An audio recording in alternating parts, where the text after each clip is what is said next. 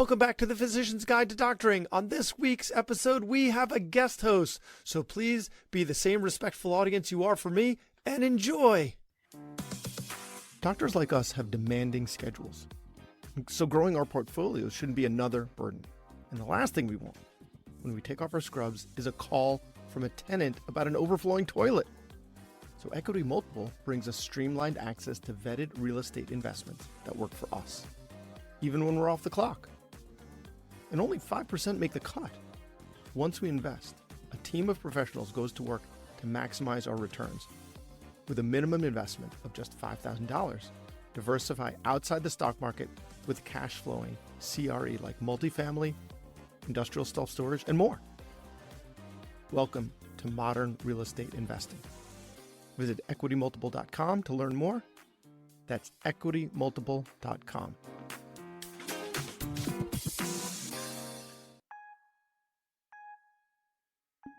Hey, this is Brad Block, host of the Physician's Guide to Doctoring. This is a personal and professional development podcast for physicians where we have experts on the show that try to teach us everything we should have been learning while we were memorizing Krebs cycle.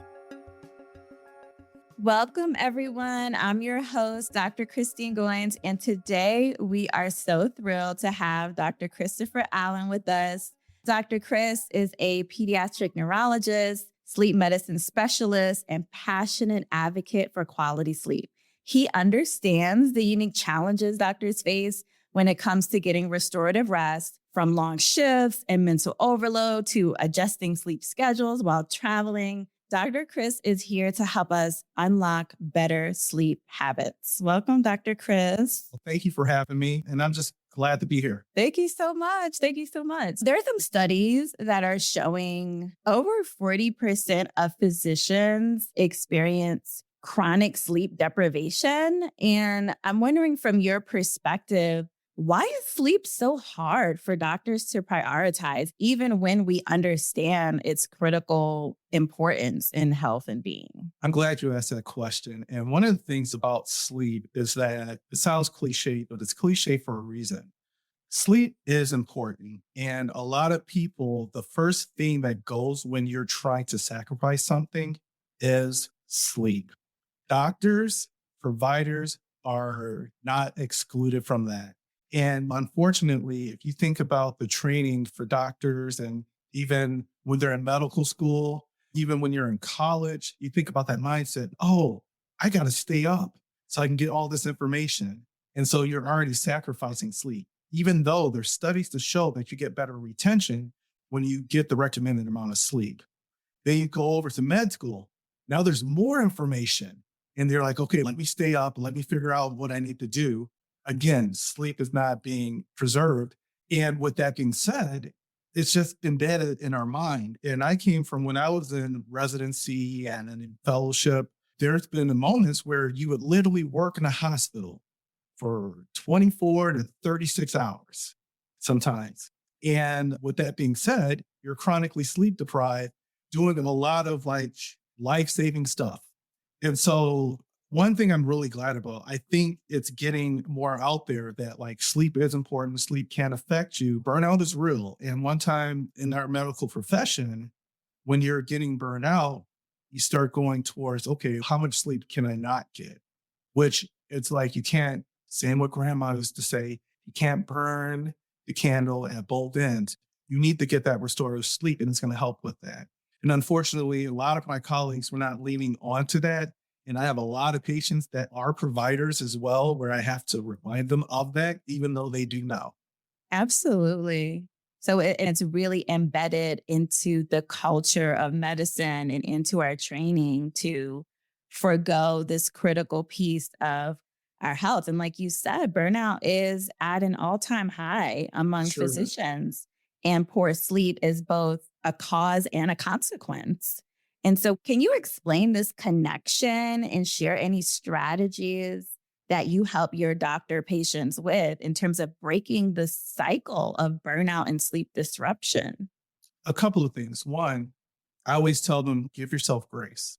If something is not completed, something's not done, before you can help others, you got to help yourself. That's the first thing. Give yourself grace. We can work on to that.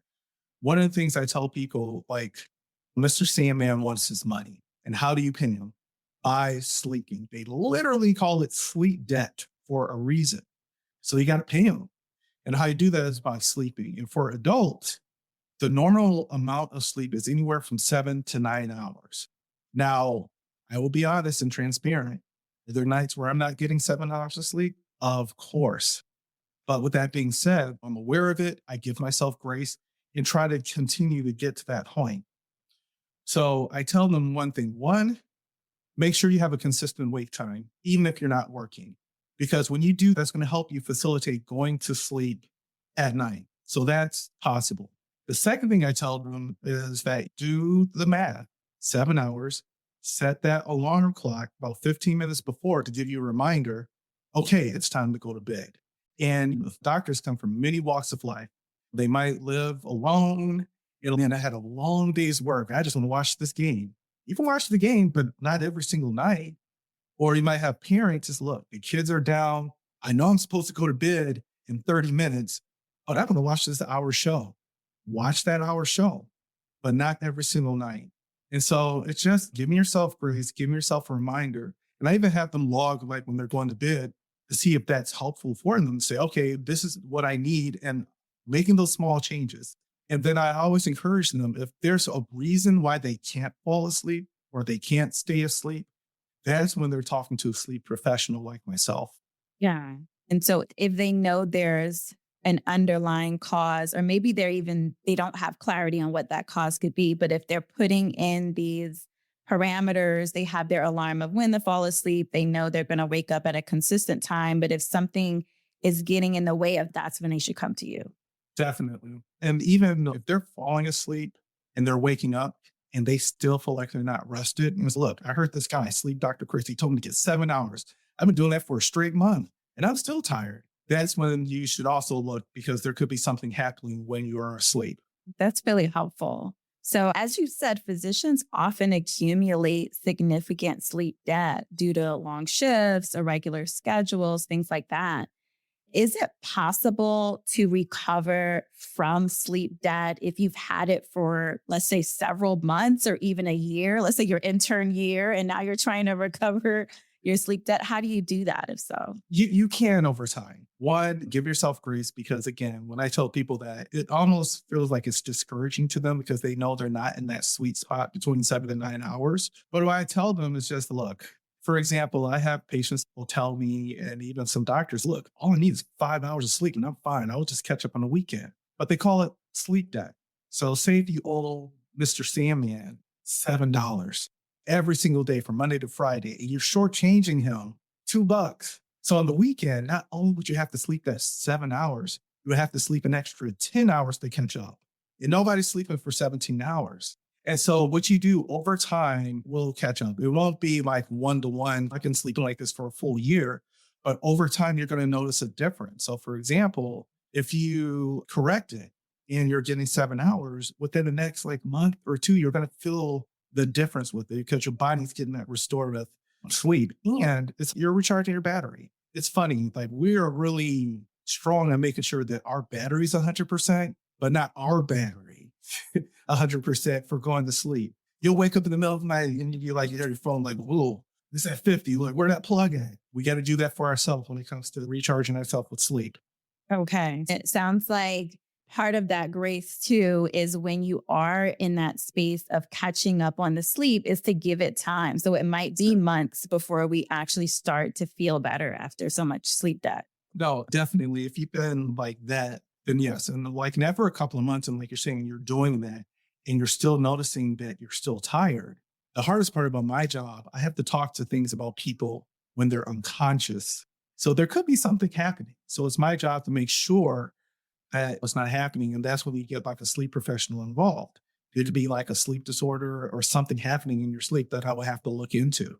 Thank you for that. So for doctors who, let's say, travel frequently, whether for conferences, vacations, because they live a nomadic lifestyle, sleep changes may extend beyond the workplace. So what's the biggest difference, if any, between managing sleep during shift work versus sleep during travel?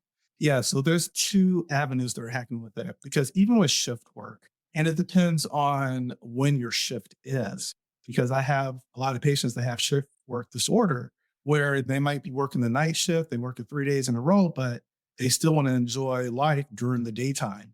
And so you usually have that recovery day. And there's certain things that you can do to help along with that with shift work disorder. One, when you are working, it's funny, the easiest way is whatever your shift is, keep that when you're not working.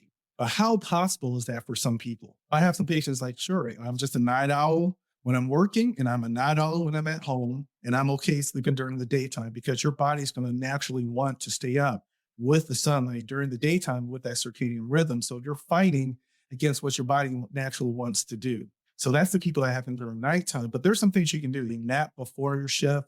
When you're going to have a bad day after your shift, you go through that and then try to get back to that regular time where you go to bed. And you have to be very mindful of it and also make sure that you're intentional, especially like if you know that like it's towards the end of your shift. This is the only time where I will say that if you get like something like caffeine or something to help you stay up, even in our books, it's like they'll talk about that for that treatment. Outside of that, I'm like, no caffeine.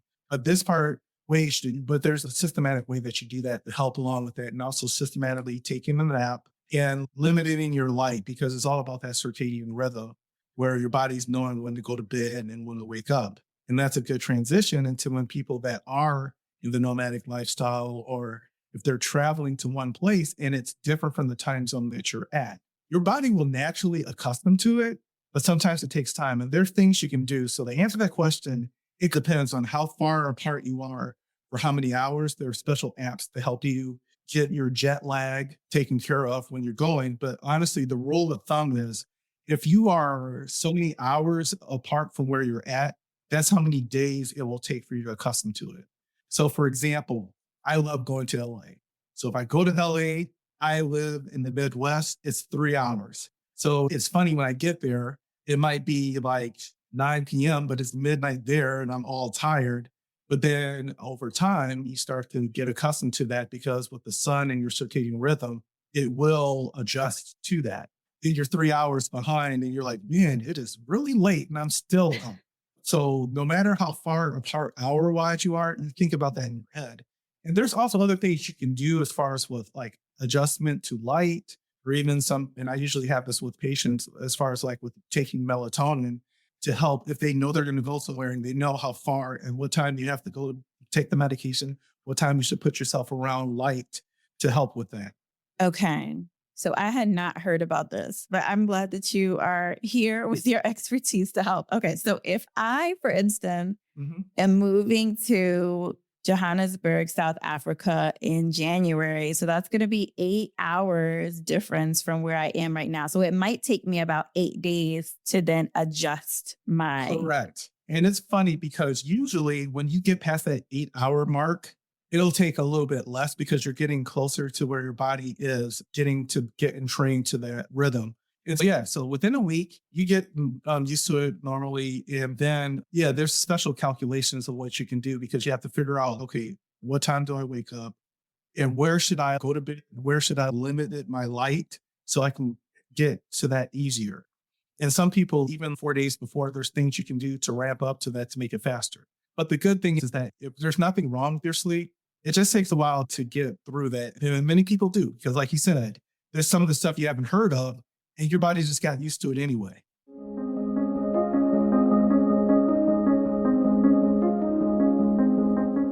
Hey there, it's Brad. As someone who's passionate about podcasting, I've always thought there should be more support for physicians who want to share their stories and expertise. That's why we're launching Dr. Podcast Network. We're bringing together a community of physician podcasters with one goal in mind: to provide the tools, connections, and resources you need to grow your show.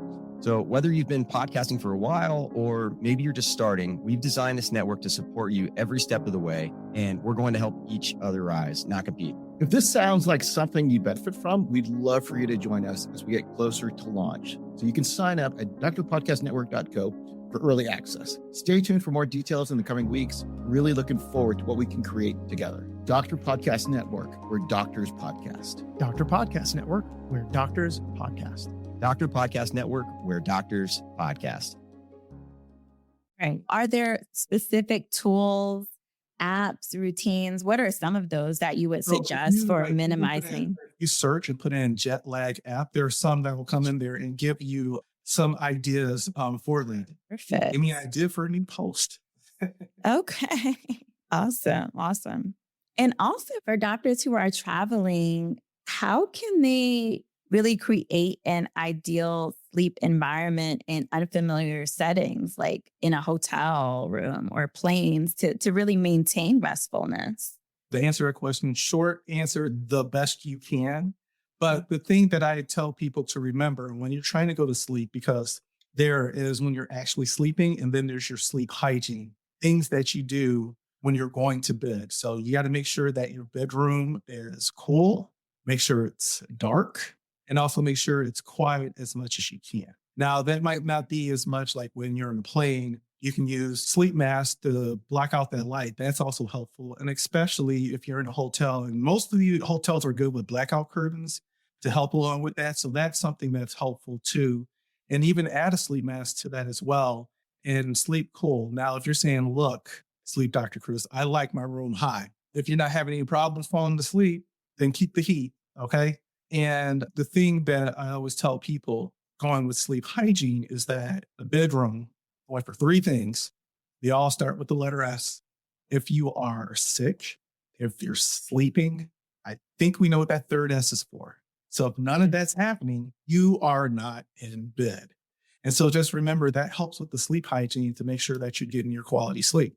Absolutely. Absolutely. And I'm wondering if, because I have a lot of doctor clients who have this situation going on too, when it comes to sleep and just rest in general, is that they feel really guilty about sleeping and resting. They always feel like they should be doing something, helping people, helping their families. Like, how do you begin to help your patients and including your doctor patients think differently about sleep and rest so that they don't feel so guilty? Before you can help others, you have to help yourself. You do. And I always tell people like to give grace. And that's the hard part about even being a doctor. You want to help. We have that helper's heart.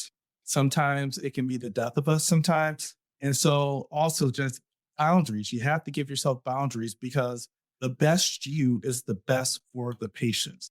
So if you want to help the patients, you have to tune out. You have to give yourself those boundaries. You have to make sure that you are resting because a better you is better for those patients. And I always tell myself this, I tell my office this, I tell my colleagues this. Medicine finds a way. It always finds a way. So if you're tuning out for a little bit and you're like, but what are the patients going to do? Medicine will find a way. You have to give yourself those boundaries because if not, you're going to burn yourself out. I always tell people that medicine will always tell you it wants more. It's going to tell you it wants more. So that is never ending. So you have to give those safe boundaries for it. And when they feel bad about it, because it's unfortunately our culture, you work hard, you work harder. Not even play hard. You work hard, work harder. If you're not moving, and you learn that through wisdom, because the older you get, the older I get, I'm realizing like, no, I can't work like that anymore. Sure, 5, 10 years ago, maybe I can work some time after hours, but now I'm like, okay, it's quitting time. I have the mantra, you work at work. And of course, you give yourself grace because there's some times where you're going to have to do things. But yeah, you just have to give yourself grace and give yourself boundaries as well.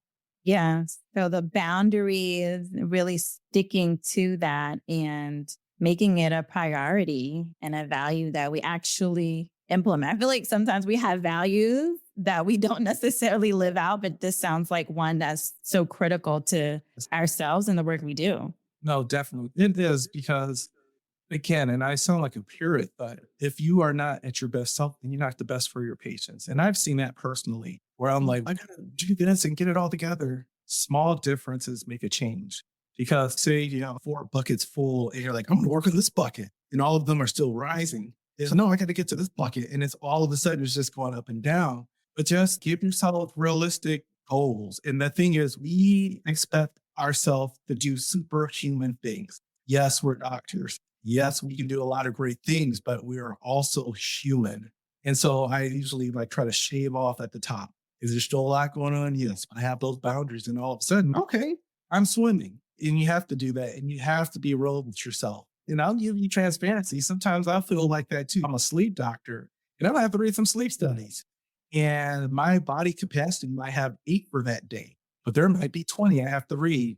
And part of me was like, I'm going to sit down and read all these 20. Then after 8, my body's like, all right, we're 3, because that's what your body can do. But then after a time, you keep doing it and it works. And again, it's giving yourself grace and just knowing that putting yourself in the right position to make sure that you're doing the best that you can do and being honest with yourself. Absolutely. And so whether we are talking about improving sleep during our shifts or we're improving sleep on the road, I'm just wondering, what's your vision for how doctors can sustain better sleep health over the long term, given the culture we have in medicine?